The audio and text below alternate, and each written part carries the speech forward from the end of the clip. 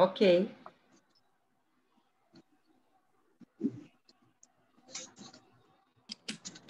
Bom dia a todas. Nós estamos aqui na reunião da Mulher Advogada da Ordem dos Advogados do Brasil e Seção Espírito Santo, recebendo hoje, dia 5 de novembro, a Casla Garcia, que é uma colega auditora de controle externo no Tribunal de Contas do Mato Grosso do Sul. E ela também é diretora da ANTC, que é a Associação Nacional dos Auditores. Ela é professora, deixa eu buscar o seu currículo aqui, me fugiu.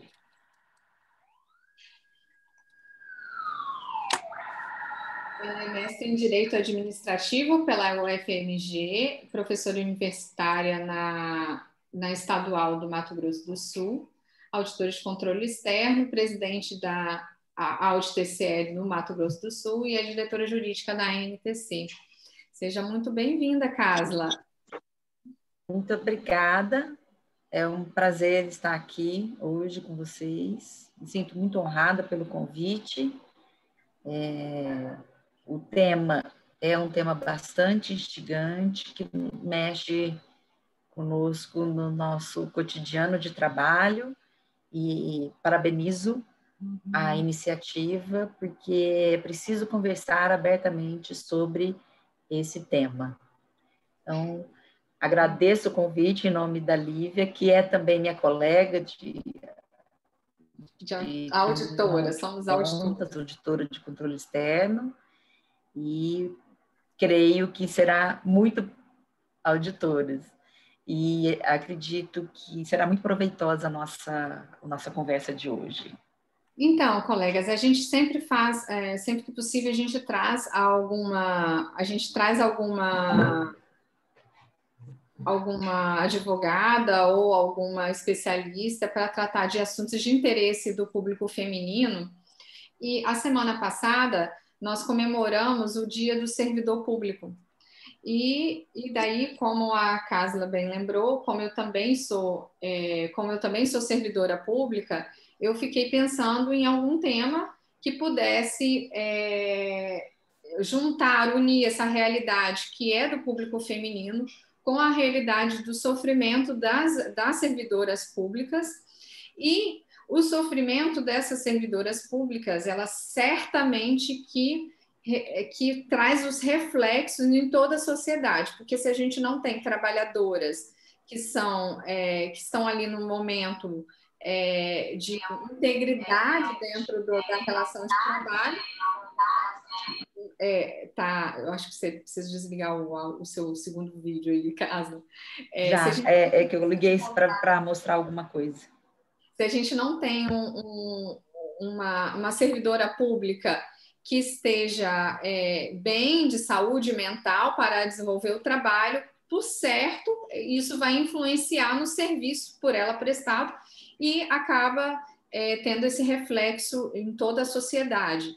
Então, a gente discutir temas femininos, esse é o ambiente adequado, e o ambiente para a gente discutir o serviço público também sobre o aspecto de como isso influencia, né, como essas questões que afetam mulheres da iniciativa privada e mulheres servidoras públicas afetam de um modo geral a todo mundo.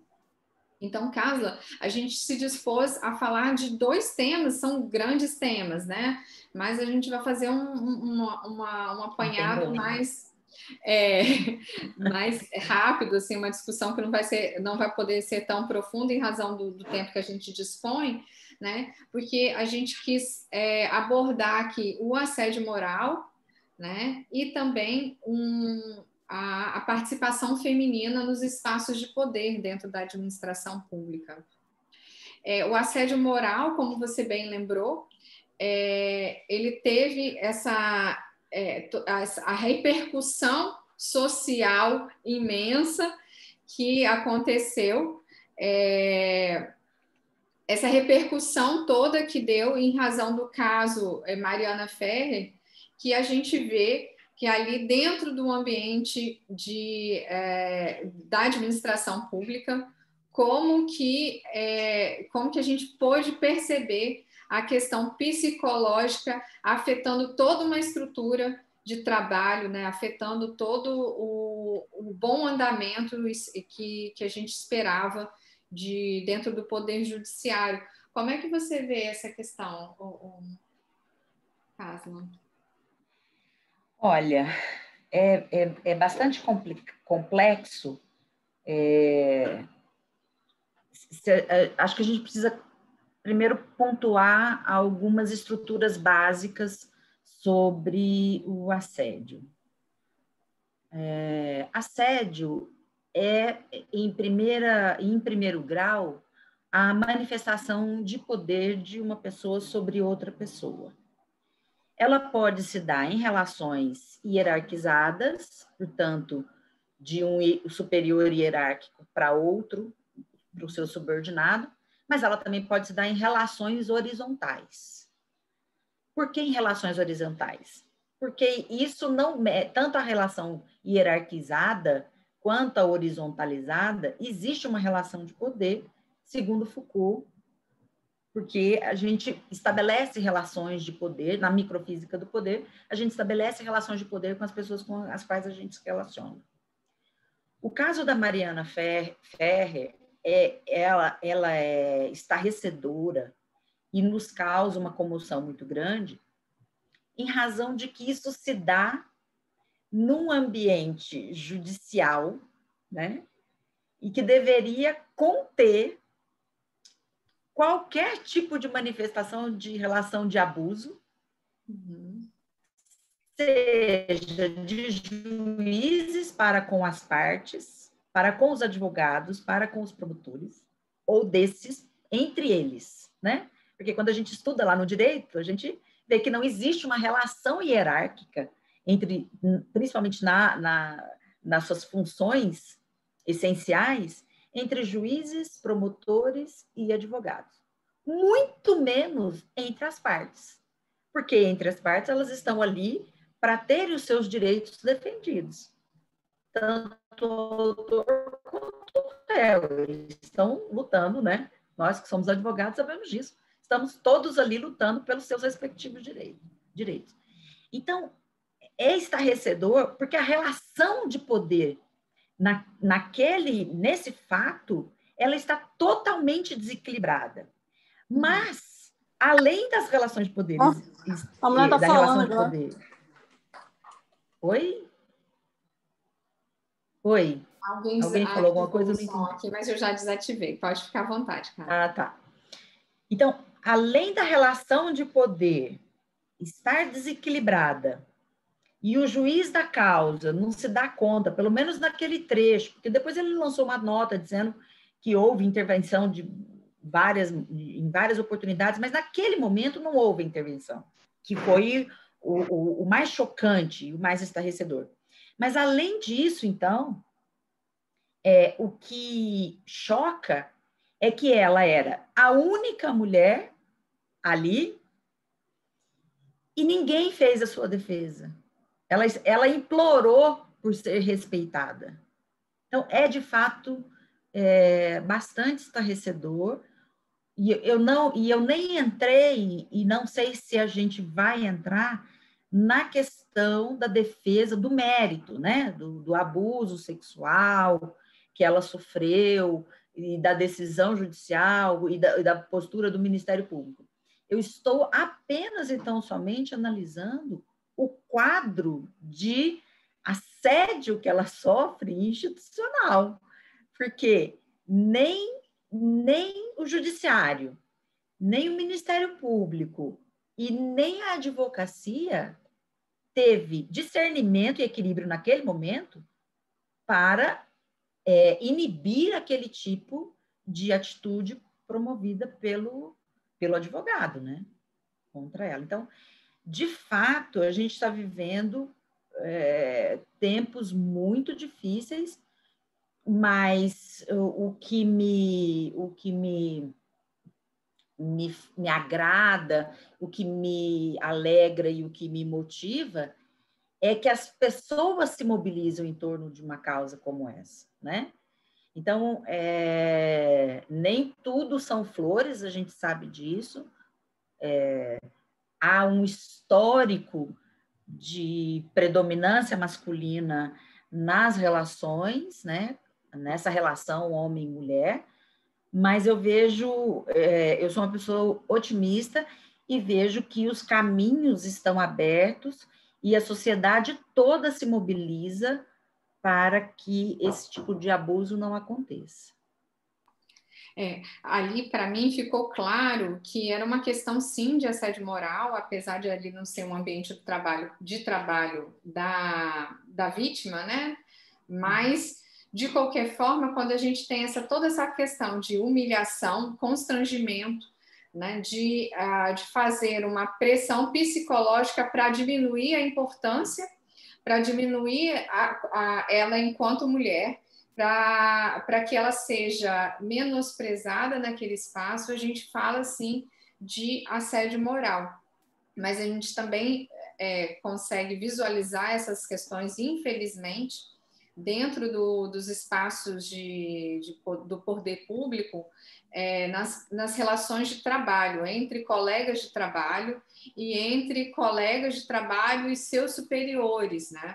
Então, assim, como que a gente consegue, Carla, identificar situações, como que a gente pode estar alerta, né? Quais são os sinais que a gente precisa observar para estar alerta quando aquela relação ela ultrapassa a normalidade de exigências de tarefas, exigência de cumprimento de horário ou enfim, de dedicação ao trabalho, e quando isso começa a ser caso de assédio moral.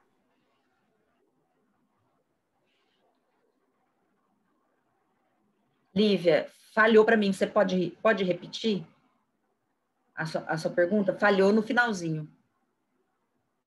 Não, estou dizendo que a gente tem uma... Quando que a gente pode perceber que a situação ela ultrapassa a normalidade de relações de trabalho e ela começa a se inserir dentro de uma situação de assédio, né? Qual é o encontro ali?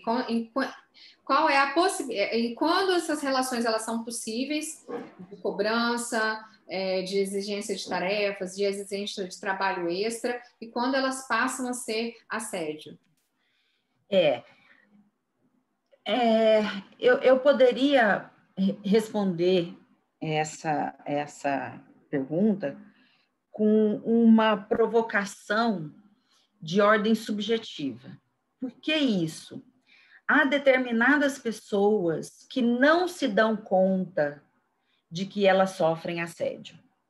Então, isso vai também da pessoa, desse grau de percepção que a pessoa tem de si própria nas suas relações, mas ela também pode ser advertida por um terceiro, que de fora começa a enxergar essa relação.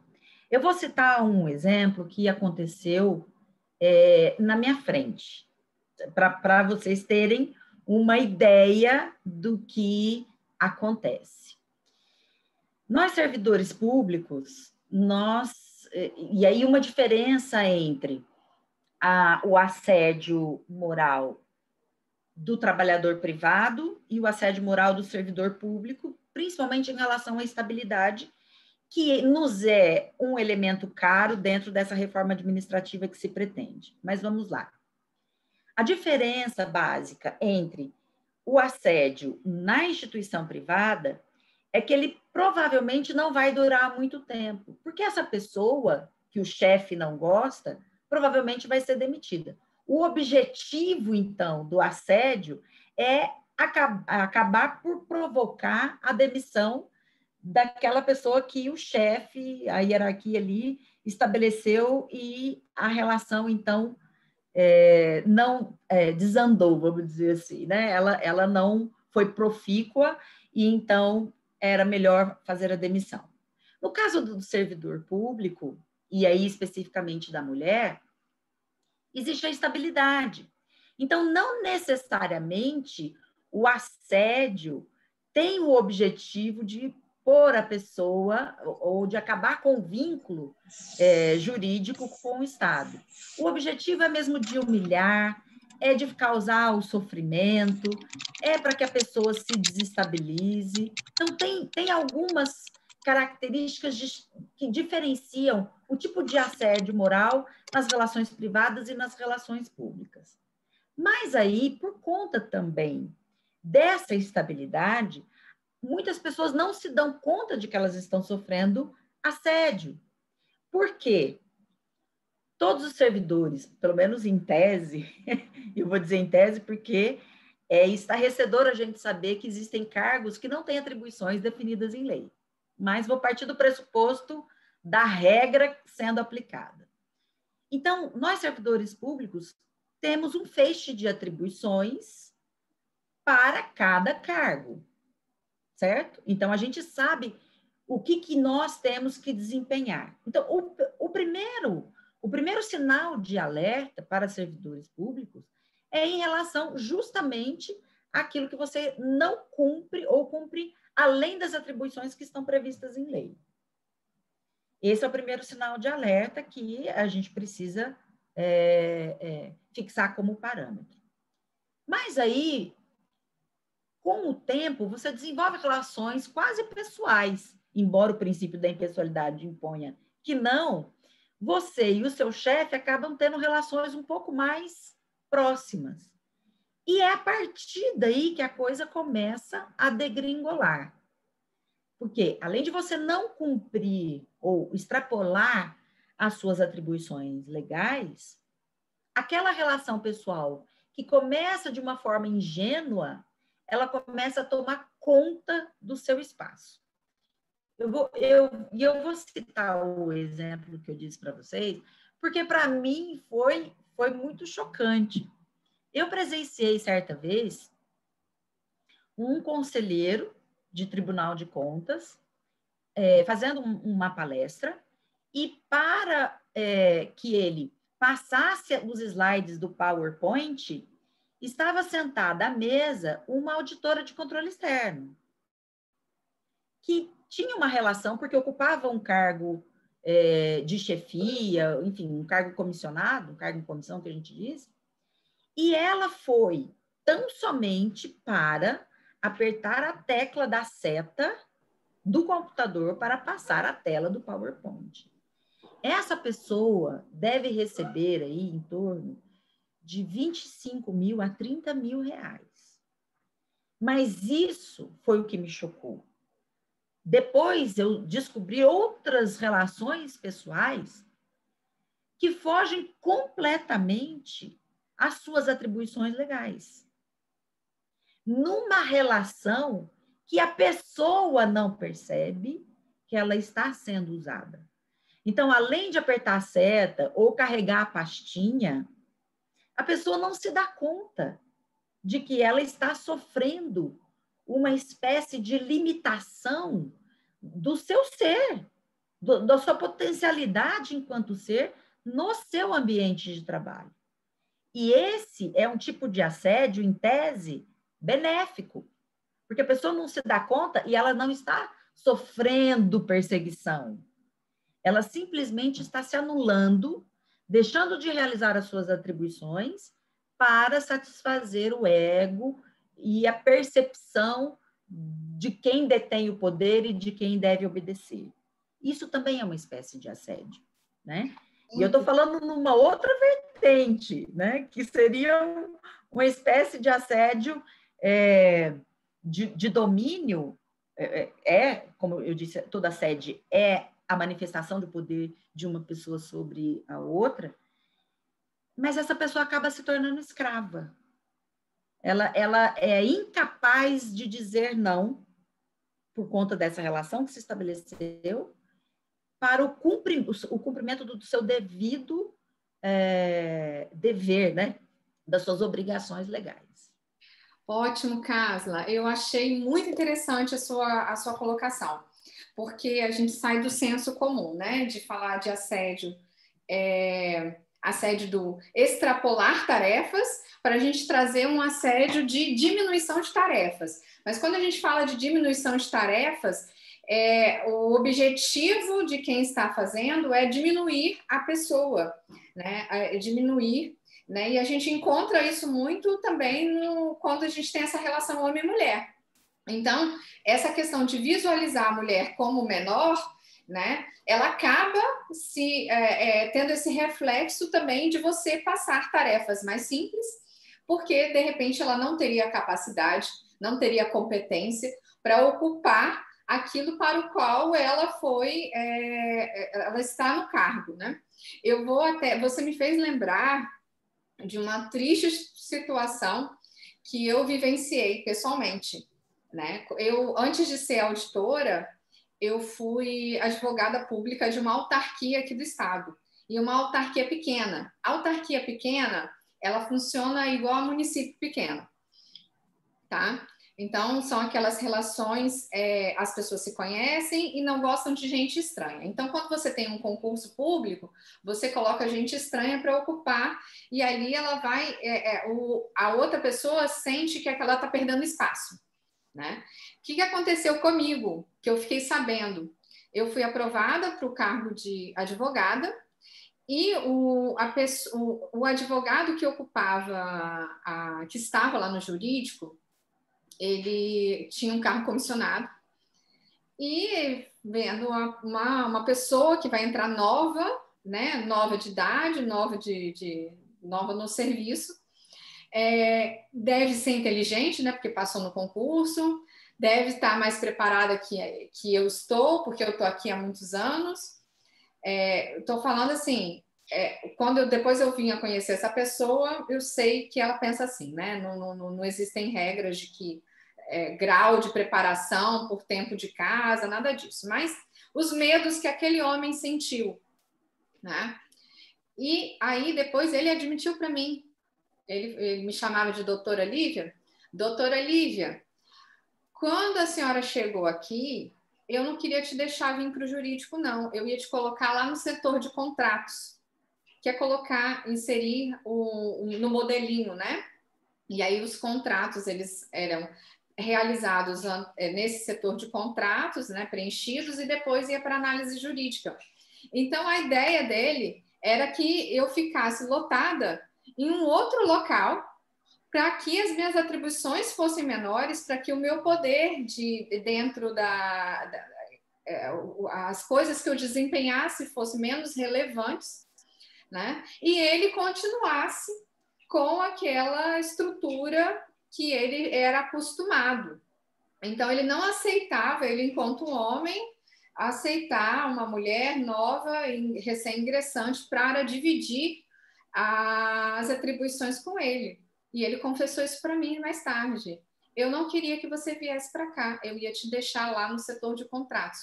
Gente, isso é assédio moral, né? Por sorte, não cheguei a precisar de enfrentar esse problema, mas eu enfrentei outros. Porém, isso é uma forma de assédio moral. A diminuição das tarefas, a diminuição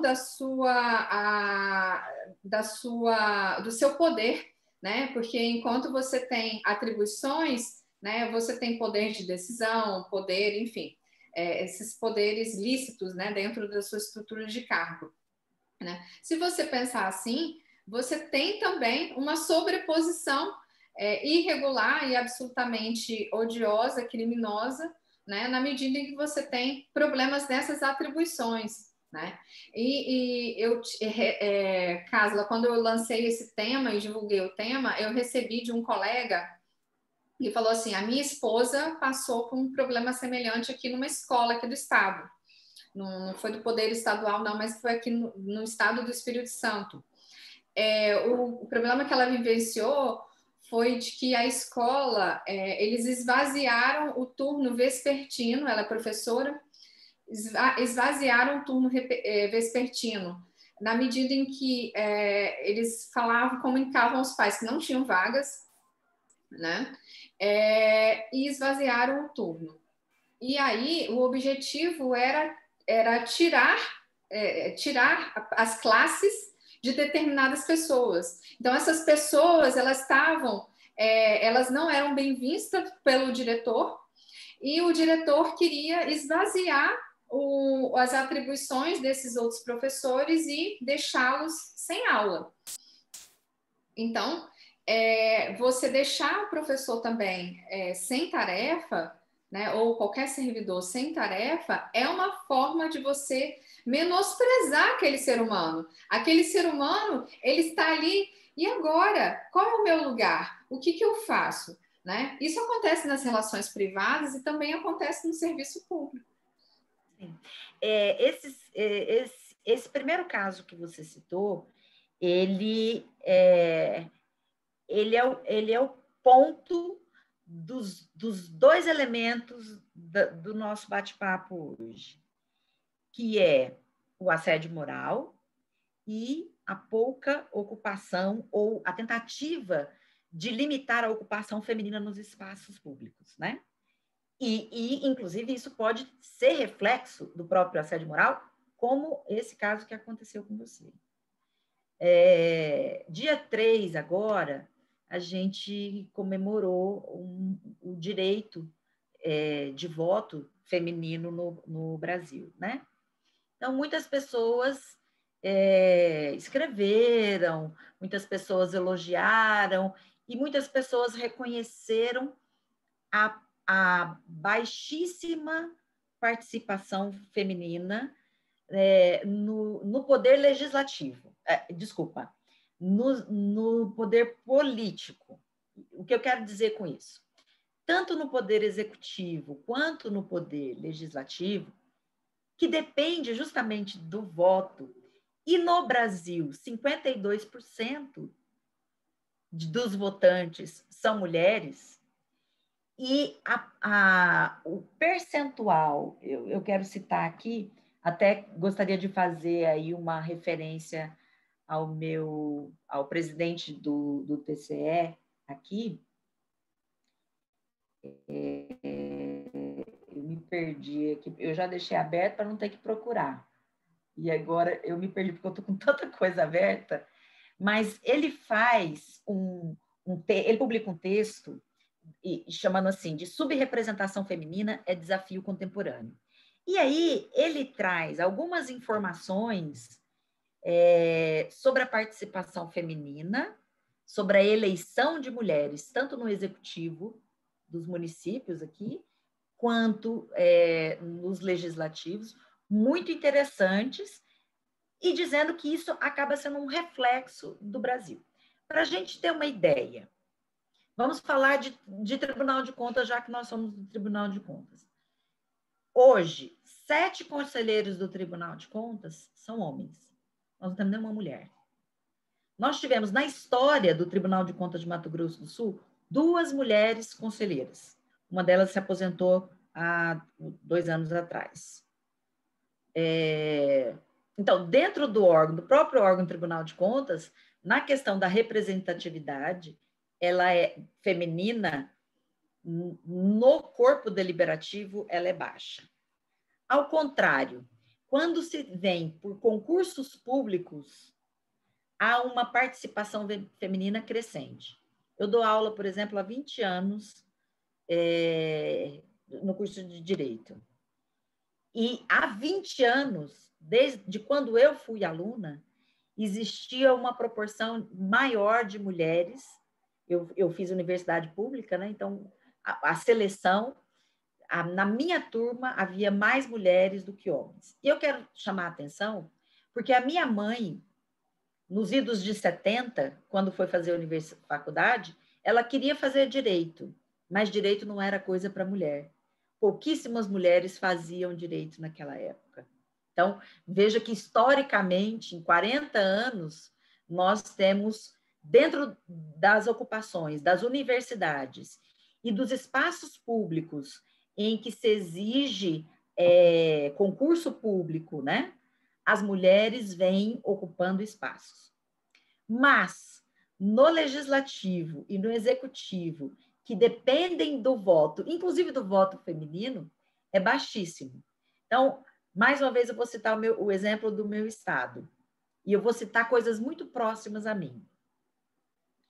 Na Câmara Municipal de Campo Grande, não foi eleita nenhuma vereadora na legislação passada. Na Assembleia Legislativa do Estado, nenhuma deputada estadual. Na minha cidade, que eu sou do interior, são 13 vereadores, nenhuma mulher.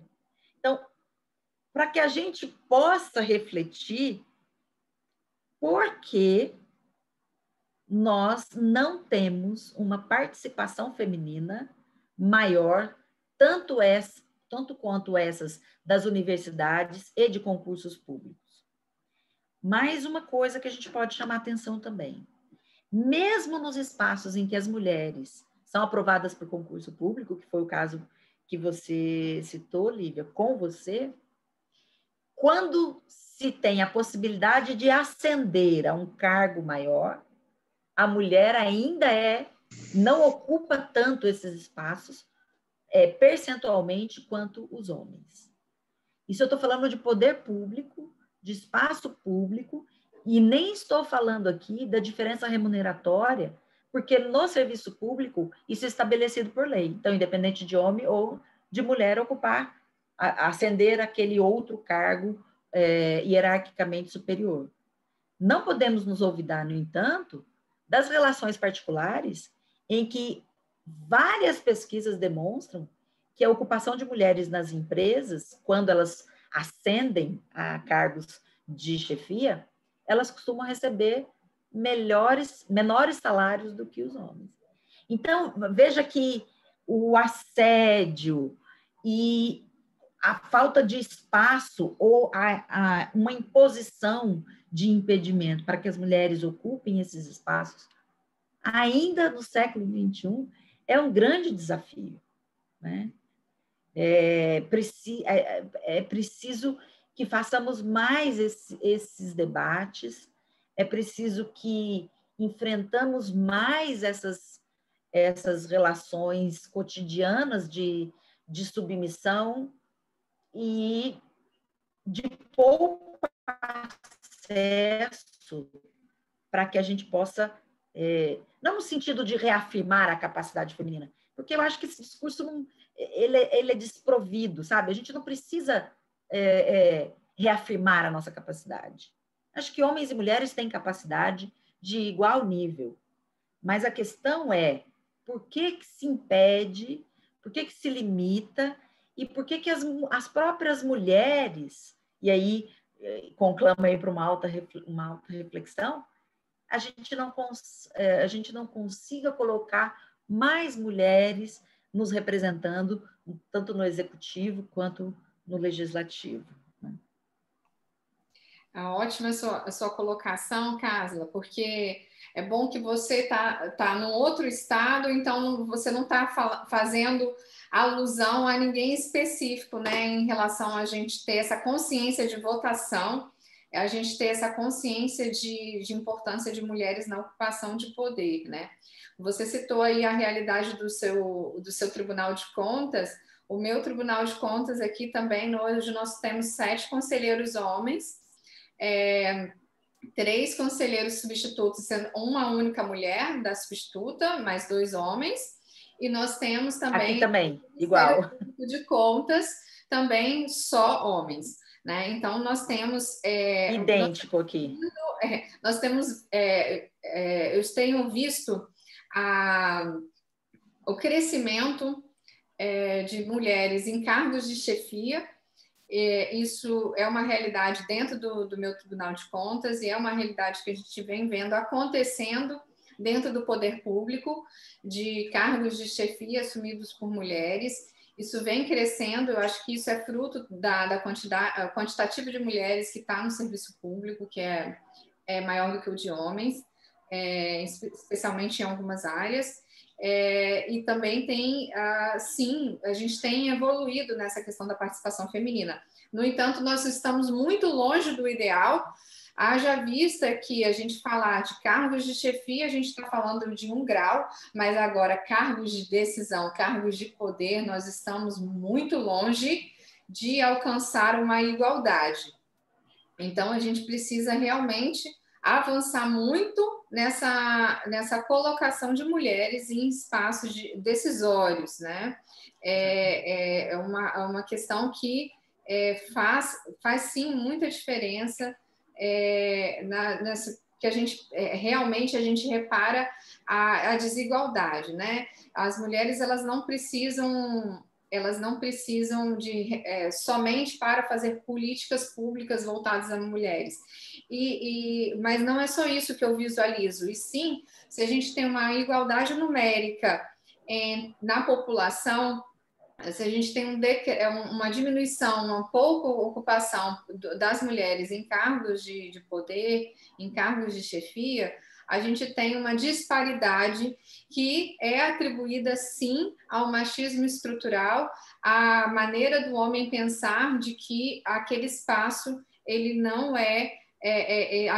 o primeiro pensamento é que um homem deve ocupar uma questão de mando, né? E ter subordinados, mulheres subordinadas. E eu me lembrei de uma outra questão também bastante interessante, Carla, aqui nesses dias vendo sobre assédio e sobre participação feminina, é que quando a gente também tem mulheres na chefia, mulheres em cargos de poder, nós temos também a possibilidade de ocorrência de assédio moral de subordinados em relação aos chefes. Então, subordinado praticando atos de assédio em relação ao chefe, a chefe. E eu digo assédio moral, eu não estou nem entrando na área de assédio sexual, não.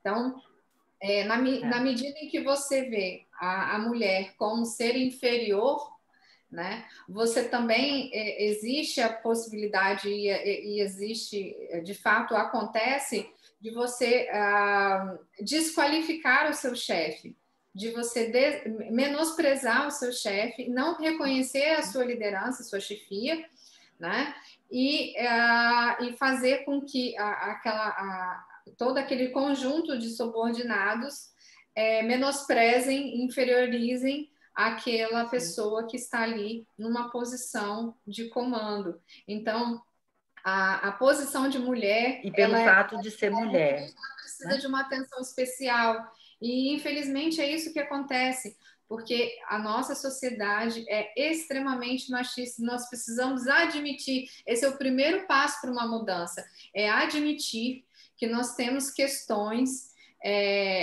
às vezes inconscientes, mas temos sim, de que a ocupação feminina ela é inferiorizada, ela é subordinada, né, em relação aos homens. Né? Não sei se você está de acordo. Sim, super de acordo. E eu acrescentaria que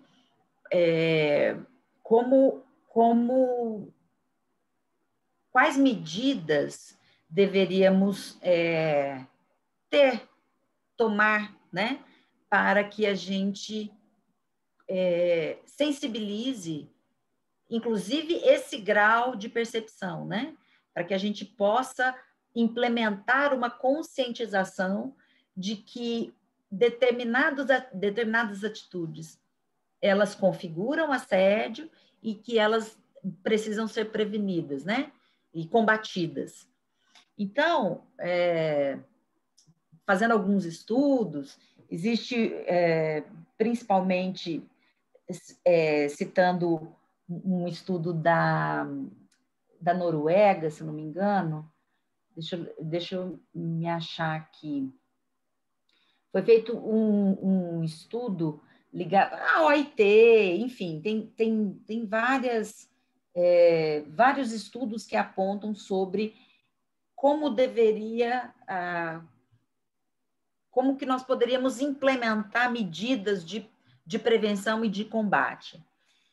Alguns estudiosos apontam que não apenas no sentido de criar normativas, leis e normativas, né? Mas é preciso, dentro das próprias instituições, que hajam comissões, organizações no sentido de fazer esse tipo de conscientização,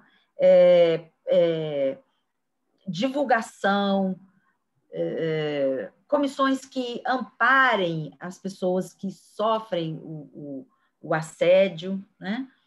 Mas você precisa atuar nessas duas linhas de frente. Por que isso? E eu também aqui vou trazer uma outra informação. Há uns 2 anos atrás, mais do que isso, em 2016, aqui em Mato Grosso do Sul, foi criada a chamada... Nós aqui não temos uma lei contra o assédio moral. Existe uma lei em São Paulo, existe uma lei, se não me engano, no Ceará, que tratam da possibilidade do assédio moral. E existe também, como nós sabemos, um projeto de lei na Câmara Federal que tenta criminalizar o assédio moral. O assédio sexual já foi criminalizado, mas o assédio moral, o projeto de lei está em tramitação a passos de tartaruga, né? Só para a gente não se perder aqui, eu vou citar o PL, é o projeto de lei 4742 de 2001, né? E o assédio moral seria, a criminalização seria inserir o artigo 146A no Código Penal e diz assim: desqualificar reiteradamente por meio de palavras, gestos ou atitudes a autoestima, a segurança ou a imagem do servidor público ou empregado em razão de vínculo hierárquico funcional ou laboral, detenção de 3 meses a 1 ano e multa, né? Muito bem. Então, o que eu quero dizer? Alguns estados eu disse que são 2 frentes. Alguns estados promoveram, então, por meio do seu legislativo, algumas leis contra, né, que configura, primeiro conceitua o assédio moral e regulamenta a sua forma de prevenção e de combate, inclusive com as penalidades cabíveis, né, nos seus respectivos ambientes. Em Mato Grosso do Sul, a gente não tem uma lei. E aí que eu preciso contar isso para vocês. Aqui a gente tem um instituto criado na Constituição do Estado. Portanto, num grau de hierarquia de leis, é maior, né, do que uma lei ordinária aprovada pelo Legislativo. Uma emenda constitucional que cria a ouvidoria do servidor público e dentro dessa ouvidoria, um dos objetivos é justamente denunciar práticas de assédio sexual ou moral. Então, dentro do artigo 27 da nossa Constituição, que paralelamente se refere ao artigo 37 da Constituição Federal, foi criado o inciso 21 sobre a ouvidoria do servidor público. Há 2 anos, eu, como presidente da AUDE, da Associação dos Auditores de Controle Externo, venho requerendo, por meio de ofícios, a obrigatoriedade, porque isso é obrigatório, a criação da ouvidoria do servidor dentro do Tribunal de Contas de Mato Grosso do Sul. Pasmem vocês que não tivemos nem resposta. Nem resposta. Por alguma coisa que está na Constituição estadual e o descumprimento de Constituição estadual ou o descumprimento de normas administrativas sujeita aquele responsável, né, pela omissão, inclusive improbidade administrativa. Então, vejam vocês o nível e o grau de falta de consciência e de sensibilização para um assunto extremamente grave. Na última live que eu participei falando sobre o assédio moral no serviço público, eu apontei, eu vejo isso como uma coisa muito grave, porque quando você trabalha numa empresa particular e você sofre o assédio e que você provavelmente vai ser demitido, o seu trabalho, o trabalho da pessoa que está sofrendo, que é nefasto, é devastador para quem está sofrendo, mas ele praticamente atinge a sua esfera particular. No serviço público, e por ser público, tudo que atinge o servidor público, reflexamente atinge a sociedade, porque o nosso trabalho é voltado para a sociedade. Então, é gravíssimo. E como sensibilizar? Como eu disse, são duas ações. Uma, por normativos, que por si só não é suficiente, como eu estou dizendo para vocês, a gente tem isso na nossa Constituição Estadual, que não é cumprido, dentro do meu órgão, eu estou dizendo. O município de Campo Grande, ele criou a Vistoria do Servidor Público para isso, atende isso, né? Muito bem. Então, além disso, a gente precisa mudar as práticas internas. Essas práticas internas, e aí faço referência à portaria do Ministério do Trabalho, deixa eu achar aqui para vocês. E eu com um monte de coisa aberta aqui ainda. Mas existe uma portaria do Ministério do Trabalho, que é a portaria 583 de 2017, criando essas comissões, regulamentando, falando sobre a Política Nacional de Prevenção e Enfrentamento do Assédio Moral e Sexual e da discriminação, né? Falando sobre quais ações que devem se implementar nessa política, como sobre a criação dessas comissões de prevenção, o enfrentamento do assédio moral, e vários outros órgãos vêm também implementando a criação dessas comissões. E o que nos chama mais atenção, e a gente volta no começo da sua primeira pergunta, Lívia, é que o CNJ, agora dia 20, não sei se vocês viram, dia 20 de outubro, dia 21 de outubro, ele aprovou por unanimidade uma resolução que institui dentro do Poder Judiciário brasileiro uma política de prevenção e enfrentamento do assédio moral, assédio sexual e da discriminação. Portanto, 3 anos depois do Ministério da Procuradoria, né, do Ministério do Trabalho, o Poder Judiciário lança essa resolução, vai fazer uma campanha de conscientização por meio dessas comissões que são criadas internamente e em meio ao escândalo que aconteceu da Mariana Ferrer, né?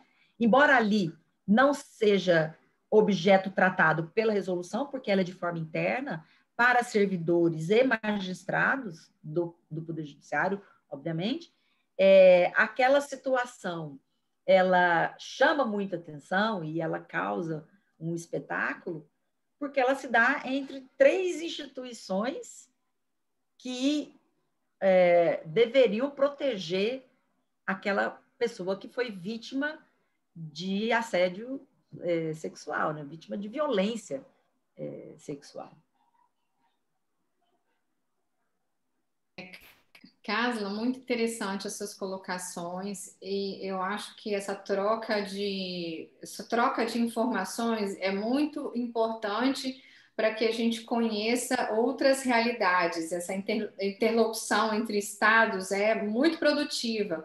Aliás, nós temos aqui participando hoje alguns colegas que não estavam aqui na reunião ordinária da Comissão da Mulher Advogada, e eu até gostaria que vocês se colocassem aqui no chat de qual local que vocês estão assistindo, de qual cidade vocês estão assistindo, para que a gente, e se é servidor público ou não, para a gente saber essa comunicação, como que a gente está atingindo também, e a gente pode dar ideias, né, Casa? Quando você traz a sua realidade para cá, falando da sua Constituição Estadual, que tem ali uma ouvidoria, de que forma que a gente pode trazer isso também para ser aplicado no nosso estado, né? Para a gente pensar em outras coisas que possam favorecer a política pública de combate ao assédio moral, né? E como você falou, o assédio moral, ele tem um impacto muito grande na vida da sociedade em geral, porque se você tem uma desqualificação reiterada com o objetivo de humilhar, de menosprezar o outro servidor, você fatalmente vai ter um aumento de licenças e afastamentos que geram ônus para a administração pública, né? Esse ônus causado por outros servidores que estão agindo de forma criminosa, ou se ainda não é crime, mas mesmo assim de uma forma muito degradante à condição humana. Então, a gente precisa, sim, de ter esse olhar, de ter atenção para ver se nós estamos numa situação de assédio e ter o olhar também de como combater, né? E, essa sua experiência aí de trazer normativos, de olhar comissões, de como essas comissões elas podem ser estruturadas para o combate de forma generalizada, assim, olhando o serviço público como um todo, ele é muito benéfico e vai trazer resultados positivos, com certeza, dentro da instituição por completo, né? Então, eu acho que essa interlocução, essa troca de informações, né?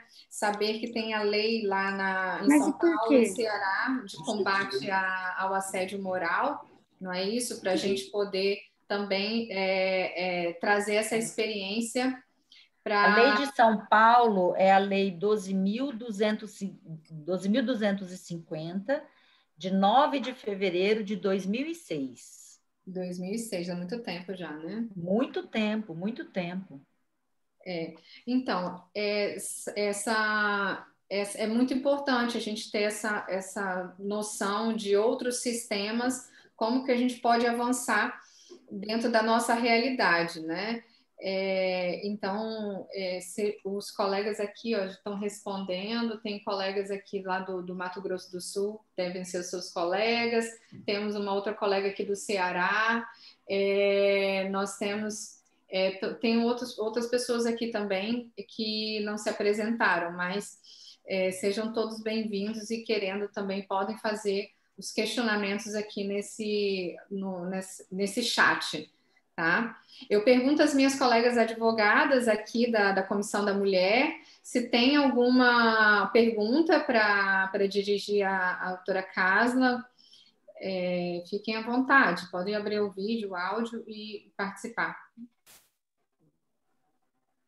Agradeço a Madalena pela simpatia.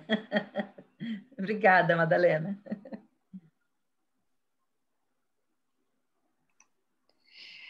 Ninguém vai se encorajar a dirigir uma pergunta aqui, nossa convidada.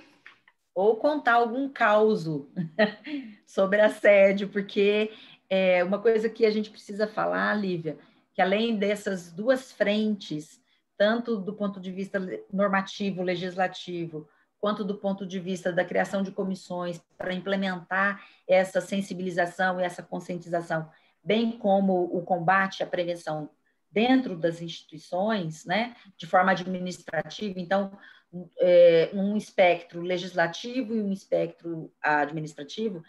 Esse debate, ele é extremamente importante, esse tipo de ações, né, elas são extremamente importantes, porque não só a gente troca essas experiências, mas como a gente vai criando um sentimento de pertencimento, né, e a gente vai, de forma conjunta, elaborando mecanismos para que a gente possa replicar principalmente para as nossas colegas, já que a gente está falando aqui sobre mulheres e também assédio, né? Então, é preciso que a gente tenha coragem de dizer, porque, obviamente, eu não vou contar a quem e nem onde isso aconteceu, mas eu já participei de um enfrentamento de uma mulher que sofreu assédio sexual dentro do órgão público, e 9 anos depois, porque eu sou muito expansiva, e eu falo falo, eu não tenho nem medo de falar e nem vergonha. Talvez pelos meus 20 anos de professora de universidade, a gente acaba perdendo um pouco o medo e a vergonha, porque a gente fala mesmo, né? Mas ela me procurou, então eu acabei atuando nesse caso, porque quando ela foi vítima e ela procurou o superior para o outro superior, né? Porque ela foi vítima do superior dela, o superior imediato. Então ela procurou cargos superiores ao do seu superior hierárquico para fazer cessar isso.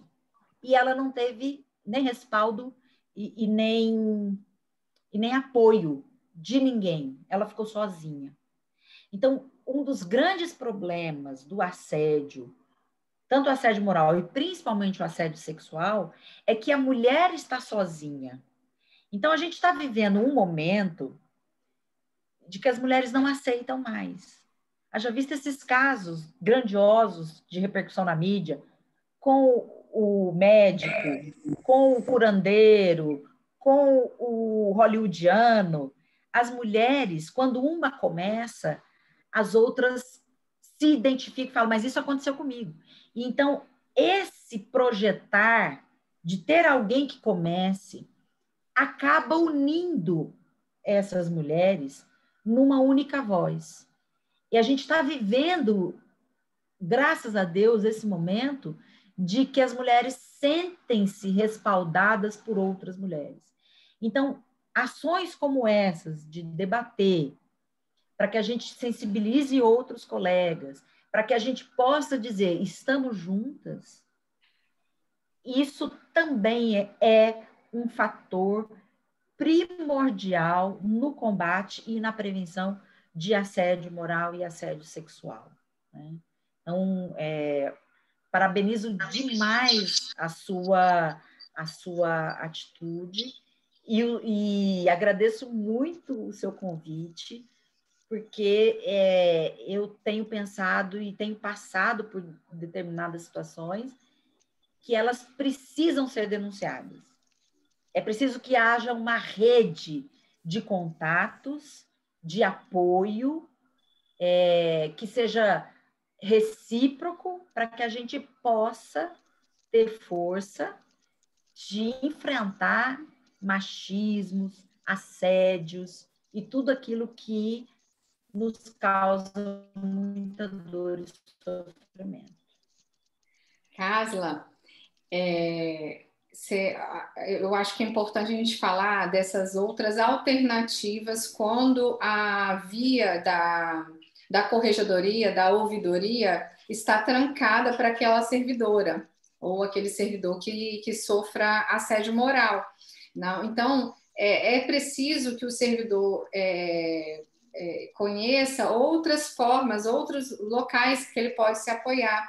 Né? Então, a Comissão da Mulher Advogada, que todos os estados, né, na OAB, em todos os estados existe essa comissão, é um local que a servidora pública pode socorrer, sim, né, quando sofre um assédio moral e tem a instituição do peso da OAB para poder auxiliar. Tem as assembleias legislativas, normalmente elas também têm uma comissão de mulheres, e elas também podem encontrar na Casa Legislativa um suporte para questões que possam, muitas vezes, ter essa influência política.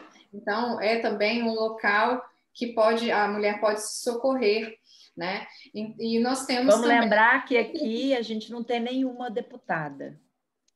Ah, é verdade, não deve ter comissão da mulher lá na Por sua... isso é importante, exatamente. A gente não tem uma mulher na nossa Assembleia Legislativa como Meu deputada. Jesus. Então veja como é importante essa rede de contatos, essa rede de sensibilização, de conscientização, porque eu vou me dirigir à Assembleia Legislativa de Mato Grosso do Sul, a Comissão de Mulheres, que provavelmente será composta por homens. Né? É isso mesmo, né? Se a gente não tem representantes ali nos altos poderes, a situação ela é muito mais complexa, com certeza. Então, mas a gente precisa de conhecer outros meios, né, para atingir para a gente poder enfrentar essa situação. E como você bem disse, a servidora pública ela tem uma relação de trabalho vista a longo prazo, né? Diferente pode ser do trabalhador que se desliga e muitas vezes é desligado em razão do assédio, né? E aí a gente não tem como não fazer a ponte entre a questão do assédio moral e a questão da estabilidade no cargo, né? A relevância de você ter a possibilidade de se afastar, de buscar ajuda e combater aquele mal, sem que isso tenha prejuízo com o seu trabalho, né? Então, a servidora pública ela precisa entender o seu papel e saber que ela pode e deve se socorrer, né, de outros meios. Não existe só aquele mundo ali dentro do seu local de trabalho, né? Vamos nos ajudar, buscar referências, buscar outras pessoas que sim, nós temos sim meios de combater esse mal, né? Eu, divulgando, Carla, a sua vinda aqui hoje à Comissão da Mulher Advogada, eu fiz até uma enquete nas minhas redes sociais para conhecer, e aí, como é que estamos em relação ao assédio? 70% das mulheres que responderam a minha enquete responderam que já sofreram assédio moral no trabalho. Então, veja como esse é um problema de muita relevância e que precisa voltar à discussão, voltar à pauta com mais frequência, porque essa questão de assédio no trabalho, assédio moral no trabalho, eu não estou falando nem do assédio sexual, a questão do assédio moral ela é muito séria e ela denigre o trabalhador, né, se a gente vai falar de reforma para aumento de produção, né? Por que a gente não começa hoje fazendo um aumento de produção na medida que a gente tem um ambiente de trabalho saudável e hábil para que a gente consiga produzir melhor, para que a gente consiga desenvolver nossas tarefas de maneira mais eficiente. Então, todas essas questões elas devem ser levadas em conta, porque senão a gente tem, aí sim, né, se a gente está preocupada com a saúde da Previdência, não vamos encostar tanta gente por doença, né? E essas coisas, elas refletem muito no adoecimento dos trabalhadores e das trabalhadoras, né? Então, eu gostaria até de ter mais tempo com você, quem sabe a gente não faz uma outra pauta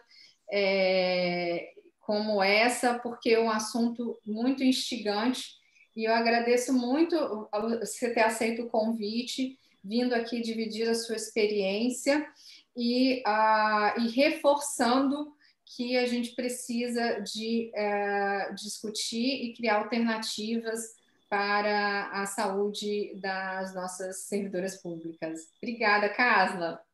Eu que agradeço demais, Lívia. É um prazer dividir um assunto tão caro para a gente com vocês. É preciso que criemos mais redes de contato, é preciso que façamos campanhas. A NPC vem pensando muito nisso, de lançar campanhas, talvez com parcerias, eu acho que a gente conseguiria alcançar isso, ir além dos nossos muros, né? Campanhas de assédio em parceria NTC, OAB, né? Outras instituições parceiras. Podemos pensar nisso. Fica aí o pedido para a gente refletir sobre isso.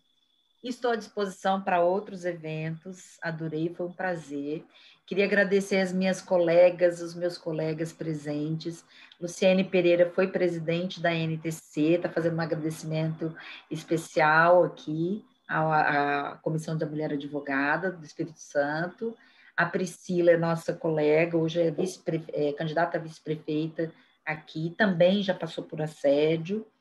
A Fabiana, a Luísa, o Carlos Rafael, que estão presentes aqui. Gostaria que eu estou vendo. Se eu esqueci alguém, me perdoe. A todas as suas colegas advogadas, nossas advogadas, porque eu também sou advogada, um agradecimento especial por ter ficado até esse momento. E estamos à disposição para parcerias que sejam bonitas, que sejam justas e republicanas, porque a gente se propõe a fazer isso, né? Em todas as atividades que a gente abraça, o objetivo é sempre uma conduta ética, justa, republicana e parceira. Eu agradeço demais essa oportunidade. Muito obrigada, Carla, pela sua disponibilidade. Obrigada, doutora Luciene, por ter vindo nos prestigiar, aos colegas do Mato Grosso do Sul também. Madalena, quando você vier, está à disposição o fundo. Sim, eu fiquei também de olho nisso, Madalena. Tem ali uma parede convidativa para receber os amigos. Exatamente, é para isso que ela está ali. Então, eu agradeço a presença de todos e todas, e eu vou encerrar a reunião de hoje, deixando o convite para e as portas abertas da Comissão da Mulher Advogada e da OAB aqui Espírito Santo para outras parcerias e socorros dessa natureza e da defesa da mulher, tá? Muito obrigada a todas. Até lá. Até. Tchau, tchau.